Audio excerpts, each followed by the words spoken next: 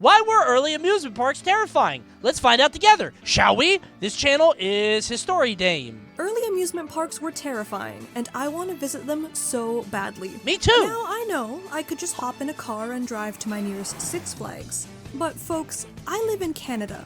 We only have like 3 major amusement parks in the entire country. Wait, is that true? Damn, y'all don't even got a Disney up there, do you? It's too cold? Well, I guess you got... I always thought Canada was like Australia. You got West Coast and East Coast, and that's it. You got Toronto and Vancouver, and everything in the middle is... Like, I went to Regina, and I'm like, why are people here? Why did settlers stop? Keep going. What? Don't pull the string. You're gonna pull the string again. I went to Regina for the Grey Cup, which is like... the Canada Super Bowl. And every time I went to the airport, I was like, I have a ticket for Regina. Right, what?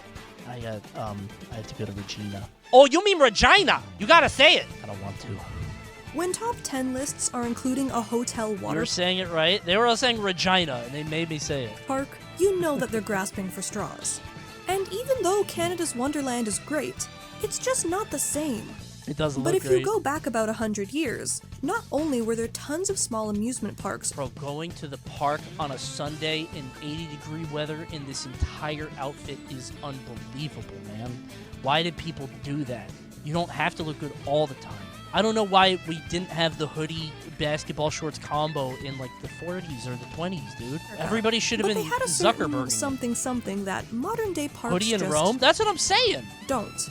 Early amusement parks were full of everything that a person in the 1910s could ask for. They had terrifying clown imagery, weird sideshow attractions, rides that were actively dangerous, Oh my god. Get out of there. Oh, there is nothing. Dude, this turn probably feels awesome. This turn, you're gonna die. It must feel so good to be on this side. Like, whoa, you get pushed back into the seat. When you go over here, you're in the can opener. and of course the excuse That's to see bad. a woman's ankles in public. So join me, dear viewers, Scandalous. as today we take a brief trip into the past and explore the golden age of amusement parks. It must have felt so good to see a girl's ankle in public. You ain't even gotta pay for it. Don't you have to pay a nickel for a peep show? For free? Amusement parks have been around a lot longer than you might think. I wonder if there were more feet people back then. Because the ankle thing?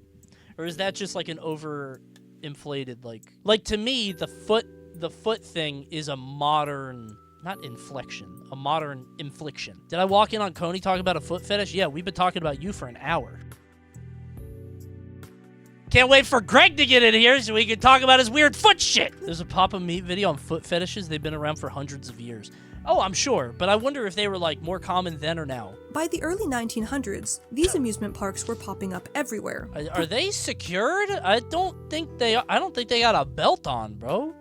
You're gonna lose your kid here. What the fuck? Providing the middle class Whee! with a thrilling and dubiously safe environment that was fun for the whole family. Bro, wait, probably in an art way?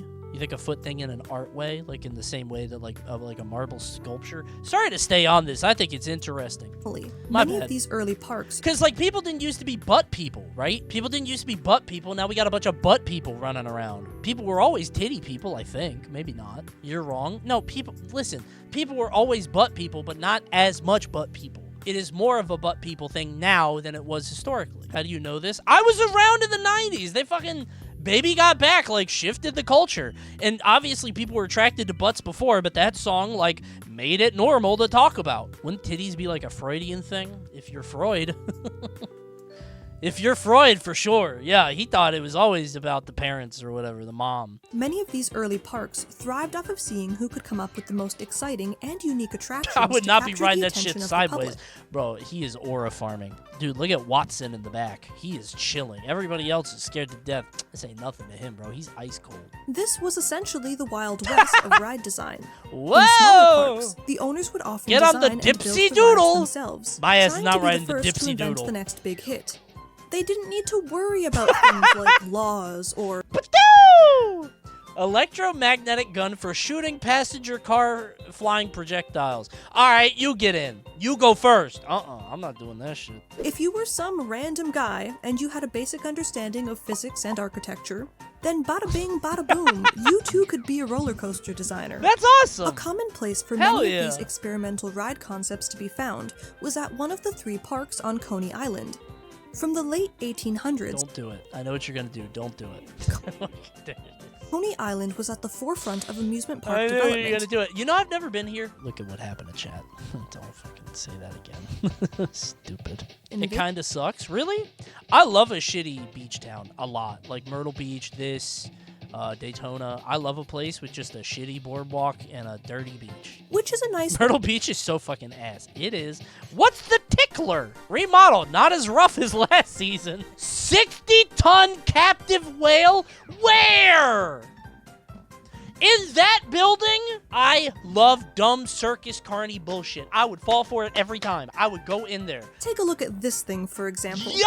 What you're looking at is How do you get on or off? scenic spiral wheel, also referred to as the top. Apparently, the attraction was considered underwhelming by park goers. This shit's Maybe they boring. needed something a little more exciting, like the Leapfrog Railway, a roller coaster over at Dreamland, where riders could enjoy the exhilarating experience of having one of the train cars slowly climb over another mid-ride. Whoa! Or if that doesn't do it for you, you climb This over. must feel so good if you're on the top one and so bad if you're on the bottom. There was even a ride concept where the designers tried to make a roller coaster train leap a gap in the tracks. The famous Uncle Sam's cannon for 5 cents. I'd be a fool not to. I'd be stupid not to get shot out of a cannon for 5 cents. I could do that 20 times for $1. Early tests with sandbags caused way too many crashes. Yeah. There was also a building that was just filled with premature babies in incubators. Who would pay for that? Who wants to see what? Why would parents do that? Why would mommy put her kid in the... I don't know. This is fucked up. An animal show that forced horses to dive off of platforms. I know that's a conveyor belt. Those are not stairs. That poor horse. That guy did not go willingly. It probably... That horse is confused. Whoop! Watching a horse go in water is a weird feeling. I remember it from The Ring, the movie. And I was like, I've never seen a horse splash. That's weird. And the infamous Hellgate, which was a boat ride. They where shouldn't do riders- that. Yeah. I mean, then I was like, well, horses go to water all the time. I've seen Westerns. Horses don't mind water. It's just they shouldn't dive. I misread it and I thought it was called the dying horse. Okay, I'm going to be honest. I did too. but I didn't want to say that because it sounded like a lie that I made to be funny. Here's the famous dying horse. Once a day. This is very expensive. We can do one a day, not on Tuesdays. If the crowd's not big enough, everybody has to leave. I'm not giving up a horse for this. Diving horse 2011. Nobody pushes lightning into our pool of water. The nation's only diving horse. I mean, maybe he likes it. I don't know. Like I said, I didn't expect a dog to jump into a body of water, but I saw that the other day, and I was like, oh, shit. Check those people out. There's a guy right here. Go! You fucking... That's why the walls are so high. You can't have those like transparent, right? They're like dogs? Oh, he hates it. Yes, an excellent dive. I don't think he liked that. Oh, I don't think he liked that. He does not like being high. Falling horse. I don't think he enjoyed that. I fucking said not to. Will, have you been here? It's in New York. Have you seen Lightning the Diving Horse? And there you have it, ladies. Welcome to the Cody stream. Come for the foot fetish conversation, stay for the restreamed animal abuse. Listen, man, this is on YouTube. He likes doing it. Look how happy he is. He got his ass out of the water right away. That doesn't include the horse show. Your next scheduled show will be the... That's the horse show. Ta-da! Half the show is look, he's not dead. See? See? He's fine, see? This ride would even live up to its name, because it would eventually catch fire during some repairs in 1911 and burn all of Dreamland to the ground. Oh my god! Dying in Hellgate! Yeah, I guess so. My bad. Sorry, God, I defied you several times. My bad!